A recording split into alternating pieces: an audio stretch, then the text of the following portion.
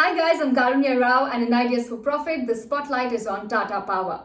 Tata Power's transformation from a traditional utility company to a consumer business could be a game changer. Apart from its big plans to enter the renewable space, its efforts towards EV charging, home automation, rooftop solar, pumps, and even microgrids could open up huge opportunities for future growth. Tata Power's stock, if you look at it, had consistently been underperforming, falling from around 160 rupees a share in Jan 2008 to 25 rupees a piece in March 2020 at the peak of the pandemic. Its stock is now bounced back, it's back to its 2008 levels, and this time the story that the company is weaving seems to be more structural and robust. The re-rating, according to us, could continue on account of improving efficiencies, strong balance sheet, better earnings growth prospects, stability in the business, very low financial leverage, and low dependency on regulated businesses. Its biggest and most sticky issue was deteriorating financial performance and a constant threat to the balance sheet due to losses in the Mundra project. The project has suffered viability due to non-escalation or pass-through of imported coal costs. The 4,000 megawatt CGPL Mundra project was a big component of its portfolio and Tata Power supported it financially. Around 11 to 12,000 crores cash was infused in the project through internal accruals, mainly cash from the regulated business and borrowed funds. Its debt peaked to 50,000 crores by FY17 on a net worth of 13,000 crores and interest coverage shrunk to mere 1 time, resulting in losses and impacting creditworthiness and its ability to raise funds.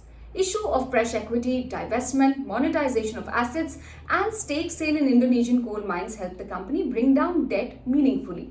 While the balance sheet was now viable, the second important step the company took was to allocate capital into more remunerative and less risky businesses such as renewables. Financially, the situation has drastically improved with net debt to equity at a comfortable level of 1.5 times compared to 7.4 times in FY17.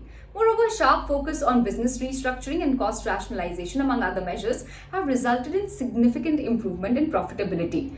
Since FY17, profit before tax has jumped by more than sixfold from 300 crores to 1986 crores by the end of FY21. Financials are expected to improve further with strong growth in earnings on the back of consistent growth from regulatory assets like power generation and distribution business, surge in coal mining profitability post recent increase in coal prices, tax benefits, and a large contribution from high growth in the renewables portfolio. In the first quarter of this fiscal, its solar pump business saw a solid 8-fold growth. Solar rooftop business grew by 4 times on a year-on-year basis. Its EV charging business is already gaining strong foothold with about 40% market share and nearly 5,100 charging points. The renewables business is at the cusp of delivering high growth. Tata Power has a total power generation capacity of close to 12,800 megawatt, of which 3,574 megawatt come from renewable projects. Another 1,500 megawatt is under construction and the company aims to reach close to 5,000 megawatts by the end of 2023.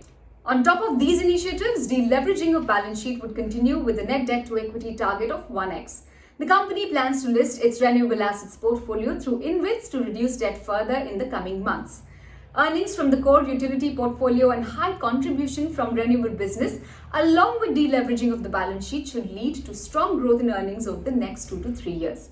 In terms of valuations, while the stock has witnessed a sudden spike of late, even at the current levels, it looks reasonably valued at 20 times of FY23 estimated earnings.